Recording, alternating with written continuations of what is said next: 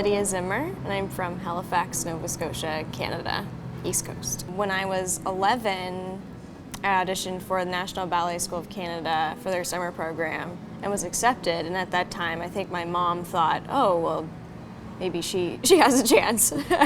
And then from there, it just escalated. But I didn't really take dancing seriously until I got accepted to Walnut Hill School of the Arts, where I spent my grade 12. It's a boarding school for the arts. I think the hardest part about being in the dance world is trying to find your own voice and making sure that you stick to it. You don't let other people try to invade, or they can guide you and help you, but really stick to your own path. Yeah, I think that's pretty difficult to do. When I was in school, my career was trying to be guided into the ballet direction by the director at my school, and despite all of that, I really stuck true to how I move, which is more modern dance and just like abstract ballet. I love ballet, and I did it growing up every day, but it started to hurt me, like physically, my feet and hips and stuff like that. So, and finding my outlet, my cathartic level of interest with dance was definitely in improvisation and modern dance.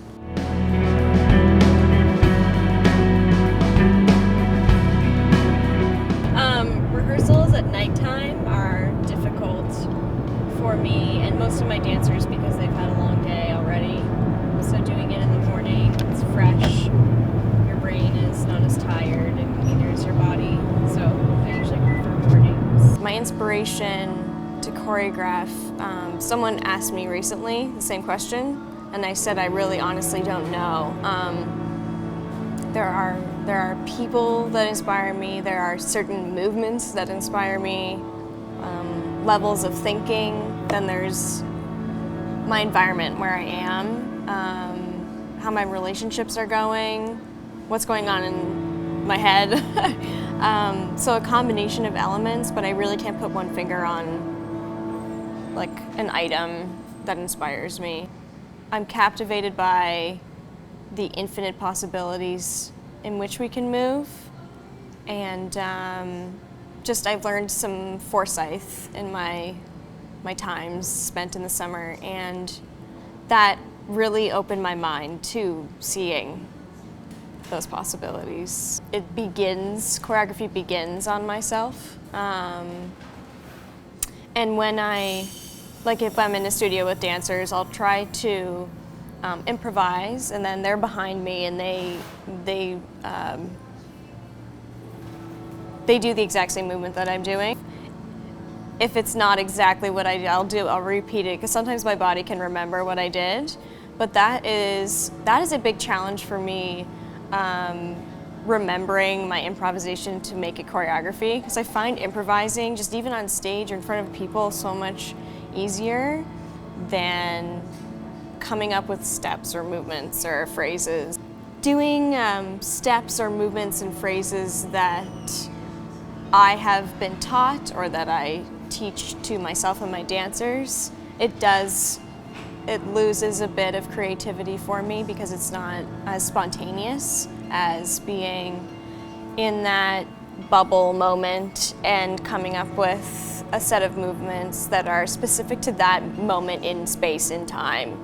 That 1 second interval through your whole life, that moment this movement happened, and it wasn't premeditated. Jamie Nichols, the producer, who is an amazing woman, she saw me perform last year, actually in 2011, so 2 years ago, a solo in a small space, and she saw me perform and decided that she would add me last minute to her show, Celebrate Dance 2012. And so I was just this little Bambi figure thrown into this theater with all of these companies and people and press and everything, and I was like completely honored and overwhelmed. I have fun with Celebrate Dance because there's a big lead up, there's a lot of activity that goes on, like social media, press, rehearsals, everything before, and it leads up to this big night where there's lots of people excited to watch your piece, and you're on stage, you're sharing the space with all of these other upcoming LA artists, or they've been here for a while, and yeah, it's a great experience. It's really, really, really fun.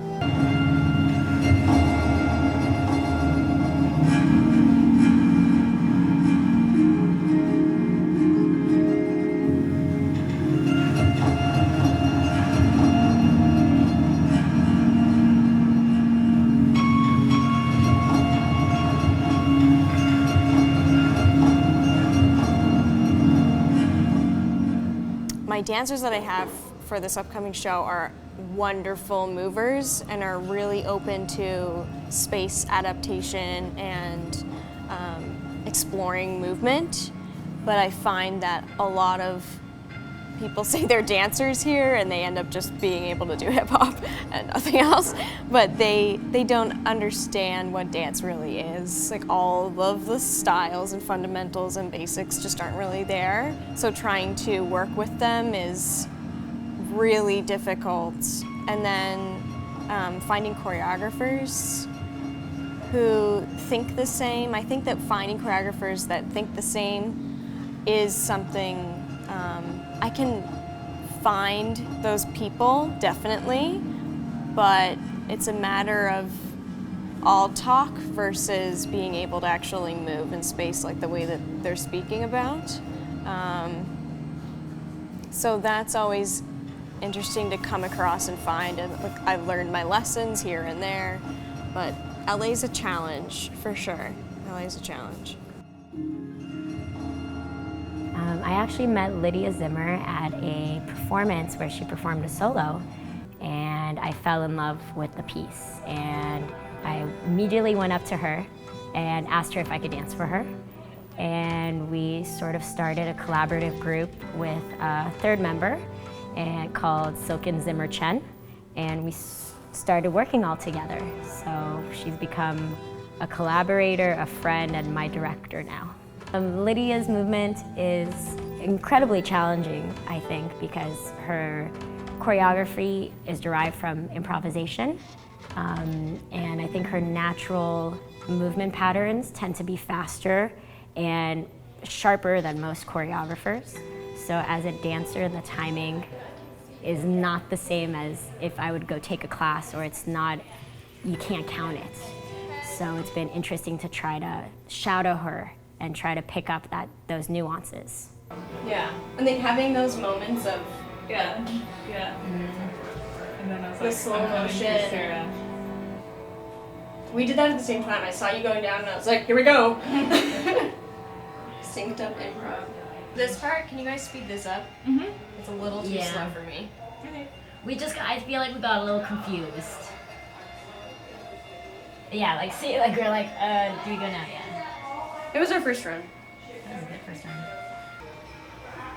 It's real clean. You know, for our first run, it's real clean. Have I ever encountered depression in this career? Yes, definitely.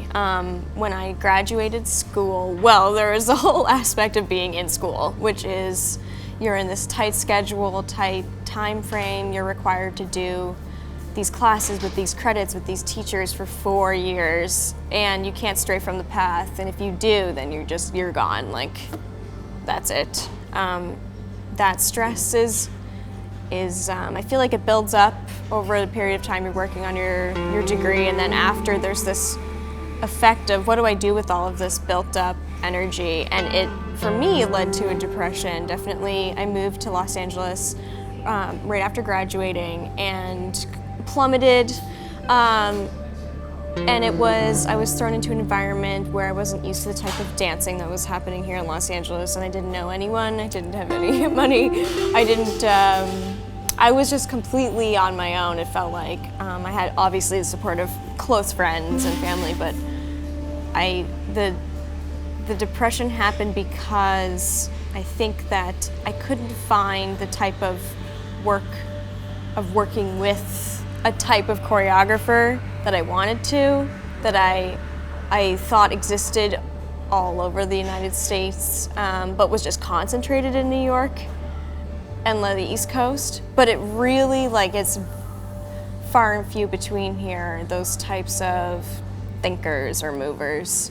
And I think it has to do with our education, and I'm never really like disappointed because I'm just glad that there's dance anywhere because I love it so much.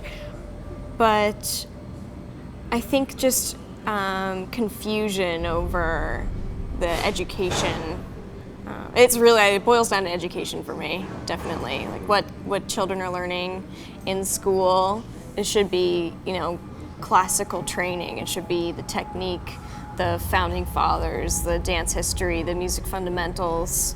And then from there they grow up, they learn more, they want to go to college, they want to learn more and more and more, and then they blossom into professionals instead of going and taking class and deciding after high school, I want to be a dancer, and not realizing that there's so much more to learn through institutions that are designed to help you learn more about dance so that you can contribute to the world and not degrade the art.